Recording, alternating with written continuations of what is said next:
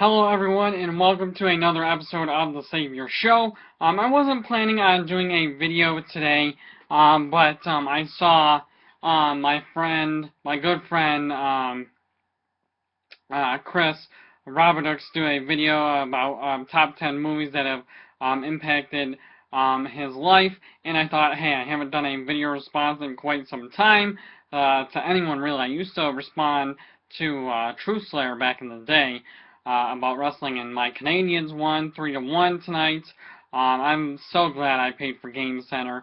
That's the online service. It's 10 times better than Center Ice. You can watch games online on your computer.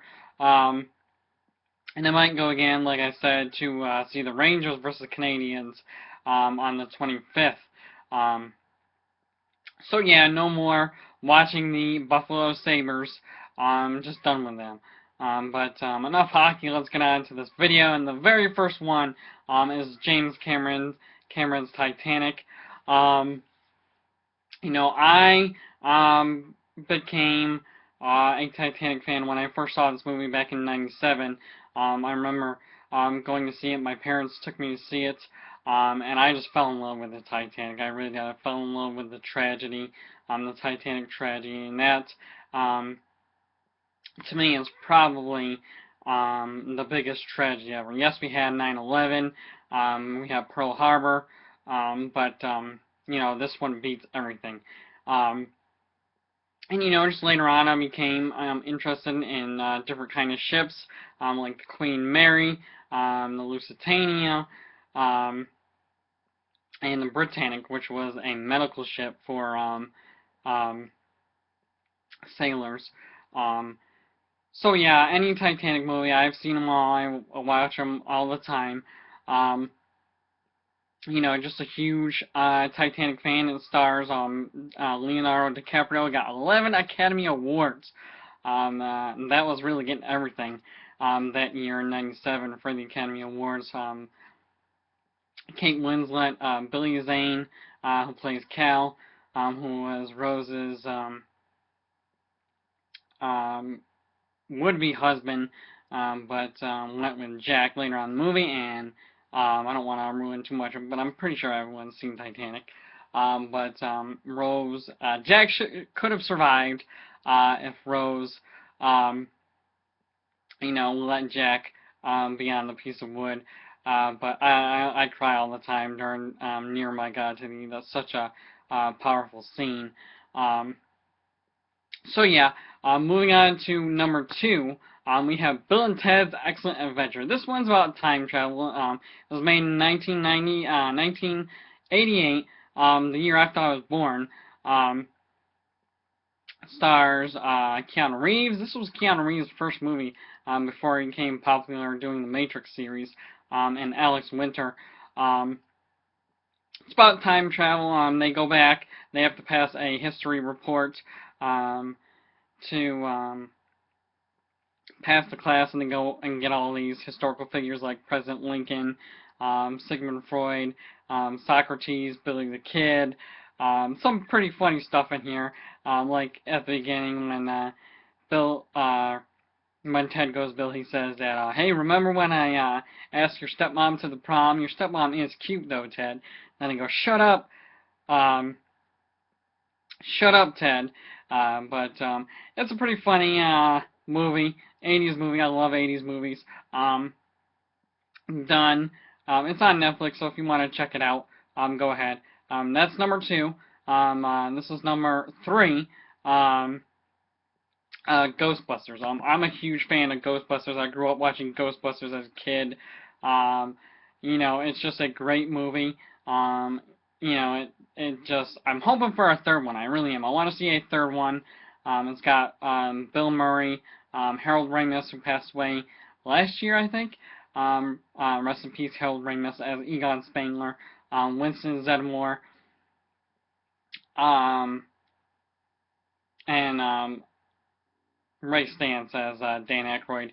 And if you want to count Rick Moranis' character as Louis Tully, I guess you could.